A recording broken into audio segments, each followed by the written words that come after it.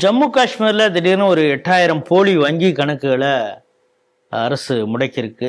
NIA 2017 விசாரணை பண்ணாங்க. அங்கே புதுசாக ஒன்று கண்டுபிடிச்சிருக்காங்க. என்னன்னா, வாடகை அக்கௌண்ட். ஏற்கனவே அக்கௌண்ட் வச்சுருக்கவங்கள வாடகைக்கு எடுத்துருவாங்க. அதில் நிறையா டிரான்சாக்ஷன் பண்ணுவாங்க. இது மாதிரி கண்டுபிடிச்சிருக்காங்க 8000 போலி அக்கௌண்ட்டுகள். இதை டிஜிட்டல் அவாலா அப்படிங்கிறாங்க. இதன் மூலம் பயங்கரவாதத்துக்கு தான் ஃபண்டு ரைஸ் பண்ணியிருப்பாங்க. டிரான்சாக்ஷன் அதில் தான் நடந்திருக்குன்னு கண்டுபிடிச்சிருக்காங்க. இந்த செய்தி எப்படி பார்க்குறீங்க? இது தமிழகத்தை தாண்டிய மற்ற மாநிலங்களுக்கு வேணால் புது செய்தியாக இருக்கலாம். இந்த வாடகை அக்கௌண்ட் ப்ராபப்ளி தீவிரவாதங்கும் போது அது நம்மளுக்கு அந்த நியூஸ் மட்டும்தான் புதுசு. இந்த வாடகைக்கு பிடிக்கிறதுன்னு இருக்கு பாருங்க அக்கௌண்ட்ஸ். இவனுங்க இந்த கழகங்கள் ஆட்சியில், திமுக ஆட்சியில் கவனிச்சிங்கன்னு வச்சுங்க, நாம் சொசைட்டியில் லோன் வாங்கியிருப்போம். ஒரு 10,000 ரூபா லோன் வாங்கியிருப்போம். ஆனால் நம்மளுக்கு வர நோட்டீஸ் நீ 50,000 ரூபா வாங்கினேன்னு நோட்டீஸ் வரும். நேஷனலைஸ் பேங்க் அங்கே ஏதாவது ஒரு லோன் வாங்கியிருப்போம். டிராக்டர் வாங்குவோ, ஆடு மாடு வாங்குவோ, ஏதாவது லோன் வாங்கியிருப்பான். அவனுக்கு வர நோட்டீஸ் பார்த்தீங்கன்னா, ஏன்னா இப்போ தான் இது உங்களுக்கு டிஜிட்டலைஸ் ஆக தான் இந்த ஊழல்லாம் இங்கே குறைஞ்சிருக்கு. இதுக்கெல்லாம் முன்னோடி தமிழகம். நீங்கள் விவசாய கூலி தொழிலாளர்கள் ஒரு 20 வருஷம் முன்னாடி படிப்பறிவு கம்மியாக இருந்த காலத்தில் நீங்கள் பார்த்தீங்கன்னா, யாரோ வாங்கின லோனுக்கு இவனுக்கு நோட்டீஸ் வரும். அதுக்கப்புறம் இது பிரச்சனை ஆகும்போது ஆட்டோமேட்டிக்காக அந்த பிரச்சனையே தீர்ந்துருச்சுன்னு அவன் நினைப்பான். பேங்க்குக்கு போனவங்க அங்கே கேட்டவங்க, இல்லை உங்களுக்கு தப்பாக அனுப்பிச்சிட்டோன்னு சொன்னாங்க, முடிஞ்சு போச்சுங்கம்மா. ஏன்னா நோட்டீஸ் நான் வாங்கின லோனு 20,000 ரூபா இருந்ததுன்னா 1,00,000 ரூபா வேற எவனோ மீதி 80,000 ரூபா டிஃபரன்ஸ் அமௌண்ட்டு போயிருக்கும். எனக்கு நோட்டீஸ் பதறி பேங்க்குக்கு போனோடனே அந்த பேங்க்கில் இருக்கிறவனும் சரி, இதெல்லாம் ஹேண்ட் இன் க்ளோவ் அவன் கூப்பிட்டு சொன்ன உடனே இந்த கேஸை முடிச்சிருவாங்க. அதுக்கப்புறம் இது தமிழகம் இதுக்கு முன்னோடி. அதுவும் குறிப்பாக நம்ம டெல்டா பகுதிகளில் இது நிறையா பார்த்துருக்கேன். அதுவும் இந்த வர்க்க போராட்டத்தில் அது இந்த ஏழைகளுக்காகவே உழைக்கக்கூடிய இந்த பயலுவதுலாம் அதில் வர்க்க போராட்டம். அவனுங்க புதுசாக வார்த்தைகளை கண்டுபிடிச்சு இவனுக்கு தான் பேங்கையே மிரட்டின பயலுவனுக்கு தான் அந்த அளவுக்கு செய்யக்கூடியவங்க. இது நல்ல வேலையா இந்த 8000 அக்கௌண்ட்டுக்கும் டிரான்சாக்ஷன் எப்படி நடந்திருக்குன்னு பார்த்தா, இப்போ ஒரு 10 பேர்கிட்ட அக்கௌண்ட் இருக்கு. அவன் மாதம் 5,000 10,000 ரூபா டீல் பண்ணுறான்னா அவன் அக்கௌண்ட் நம்பரை வாங்க வேண்டியது. அதில் 20 லட்சம் 10 லட்சம் 5 லட்சம்னு டிரான்சாக்ட் பண்ண வேண்டியது. என்ன காரணம்னா, நீங்கள் ஹவாலா பணம் கொண்டு போகும்போது ஹவாலா டிரான்சாக்ஷனை மத்திய அரசு ரொம்ப ஸ்ட்ரிக்டாக கையாண்டு ஆல்மோஸ்ட் இல்லைங்கிற அளவுக்கு கொண்டு வந்துருச்சு. நானே காமிக்கிறேன் தெரியுமா அப்படின்னு யாராவது சவால் விடலாம். அதுவும் குறிப்பாக வெள்ளிக்கிழமை வெறியர்கள் நம்மளுக்கு இங்கே கமெண்ட்லேயே சொல்லுவான், போங்கடா சங்கி, மோடி ஆட்சியில் அப்படியே ஆடா இருக்கு, நீங்கள் வேணா பெருமைப்பட்டுக்கலாம் நம்மளை திட்டுவான். அப்படி இருந்தால் அங்கொன்றும் எங்கொன்றுமா இருக்குது, அதையும் ஃபில்டர் பண்ணுவாங்க.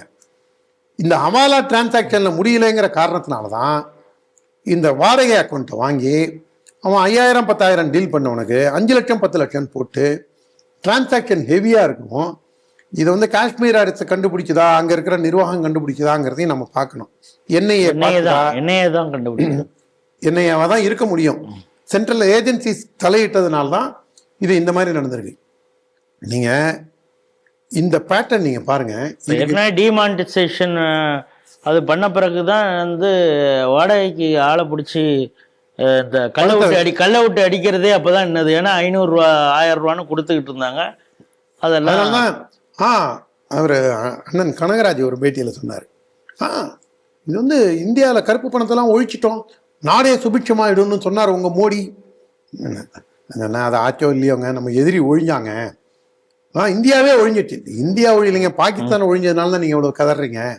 டிமானிட்டைசேஷனுக்கு அப்புறம் தான் பாகிஸ்தானுக்கு செட்பேக்கு. இப்போ வரைக்கும் அவங்களால எழுந்திரிக்க முடியும். இன்னி வரைக்கும் எழுந்திரிக்க முடியல. நீங்கள் சொல்கிற மாதிரி இந்த கல்லூட்டு எரியறதுக்கு 500,000 கொடுத்தது நின்றுது. பாகிஸ்தான்லேருந்து இன்ஃபில்ட்ரேஷன் பெரும்பான்மையாக தடுக்கப்பட்டது. பாகிஸ்தான் எக்கானமியை அடித்து ஒழிக்கப்பட்டது. லால் சவுக்கில் கொடியே ஏற்றக்கூடாதுனாங்க. நேற்று இந்தியா பாகிஸ்தான் ஜெயிச்ச உடனே அங்கே தான் பெரிய அளவில் கொண்டாடி இருக்காங்க மக்கள். லால் சவுக்கில் நேத்திக்கா கிரிக்கெட் மேட்ச் ஜெயிச்சு முன்னாடி கிரிக்கெட் வெறித்தனமாக பார்த்தேன் நானும். இப்போ சினிமா மாதிரி ஆயிடுச்சு. சினிமா கிரிக்கெட் இதெல்லாம் பார்க்கறதே இல்லை. அதில் பாகிஸ்தான் அந்த மாதிரி ஆச்சு. இது காஷ்மீருக்குனா இது நம்மளுக்கு புது செய்தியாக இருக்கலாம். இதுலேயும் தமிழகம் முன்னோடி. இந்த வடபழனியில் பெண் தீவிரவாதி ஆயுஷா கைது. நான் கூட சொன்னேன், எங்கள் வீட்டுக்கெல்லாம் வந்துட்டு போனாங்கன்னு. அவங்க அப்போ பேஜரை வச்சு ஆப்ரேட் பண்ணியிருக்காங்க. நீங்கள் பேஜரில் ஒரு பேட்டர்ன் இருக்கும். நீங்கள் பேஜர் வாங்கும் போதே நீங்கள் மெசேஜ் தனியாக போய் நீங்கள் சென்டருக்கு போய் கால் சென்டருக்கு போய் கொடுக்க வேணாம். அதுக்கு பதிலாக நீங்கள் 1 2னா 1னா கால் மீ, 2னா கம் ஹோம் அப்படின்னு ஒரு பேட்டர்ன் வச்சுருப்பான். அந்த பேட்டர்னுக்கு இவன் என்ன பண்ணிட்டான், இவன் அதுலேயே இவன் மெசேஜ்லேயே 2 3 இது வச்சுக்கிட்டான். 32 அப்படின்னா நீ அங்கே இருக்கிற வெப்பன்ஸை வேற ஒரு இடத்துக்கு ஷிஃப்ட் பண்ணு. 43 அப்படின்னா வெப்பன்ஸ் வந்துட்டே இருக்கு. 1009 அப்படின்னா இன்னொரு புதுசாக இன்னொரு தீவிரவாதி நம்ம கூட வரான். இது நான் சொல்றது ஒரு நம்பர் சொன்னா வேறையா இருக்கலாம். இந்த பேட்டர்ன்ல அவன் கோடு வேர்டு வச்சுக்கிட்டான்.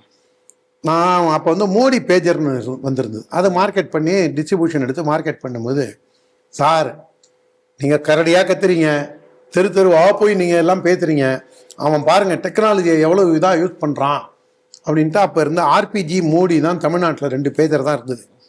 அந்த பேஜரில் தான் இவனுங்க இந்த இத்தனை வேலையும் பண்ணி மாட்டினது. அதனால இவங்க அறிவை நல்லதுக்கு பயன்படுத்துகிறாங்களோ இல்லையோ, வெள்ளிக்கிழமை வெறியர்கள் ஒரு அழிவு சக்திக்கு அவங்க அறிவை பயன்படுத்துகிறாங்க. இதில் பாருங்க, டாக்டருக்கு படிக்கவும் டெல்லி முழுக்க குண்டு வச்ச பயிலுவை அந்த ரெசின்ங்கிற ஒரு இதை பயன்படுத்தி அதை உணவோட சேர்த்து எவ்வளவு அட்டூழியங்கள் பாருங்க. நேராகவே புத்தியை செலுத்துறது இல்லை. ஒன்று டாக்டருக்கு படித்தவன் இப்படி இருக்கான், அதீத அறிவு உள்ளவன் குண்டு வைக்கிறதுக்கான இதுக்கு போகிறான், இல்லை அவாலா பணத்துக்கு பதிலாக இந்த மாதிரி அக்கௌண்ட் ஆரம்பிக்கிறான், இல்லை எப்படி டிக்கிக்கு உள்ள எப்படி தங்கம் கடத்துறது அப்படிங்கிறதுல இவனுடைய சிந்தனை போகுது. இதுக்கெல்லாம் மாறாக எவ்வளவோ நல்ல இஸ்லாமியர்கள் ஒரு 10-15% 20% இந்த மாதிரி பண்றானுங்க. 80% இஸ்லாமிய சகோதரர்கள் இதை முறியடிப்பதற்கு ஒத்துழைக்க வேண்டும். அதற்கு தேசிய சக்தியாக, இந்த தேசத்தின் சக்தியாக இருக்கக்கூடிய தேச பக்தர்களை ஊக்குவித்து தேசிய சக்திகளின் களத்தை வலுப்படுத்தினால் இந்த பிரச்சனைகள் தீரும்.